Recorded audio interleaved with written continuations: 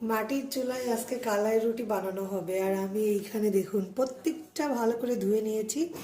রসুন কুচি, পেঁয়াজ কুচি, কাঁচামরিচ, ধনিয়া পাতা। আমি এখন ব্লেন্ডারে এগুলো সব বেটে নিব। ভালো মতো ধুয়ে পরিষ্কার করে নিয়েছি। আর ওইদিকে কিন্তু মাটির চুলায় কালাই রুটি বানাতে চলে গিয়েছে।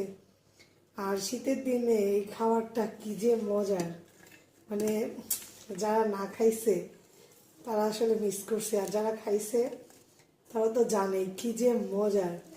তো আমি এখানে সব কিছু দিয়ে দিলাম, রসুন, পেঁয়াজ, কাঁচামরিচ, ধনিয়া পাতা, আর সামান্য পরিমাণের একটু লবণ দিয়ে দিব, দিয়ে ব্লেন্ডার করে নিব।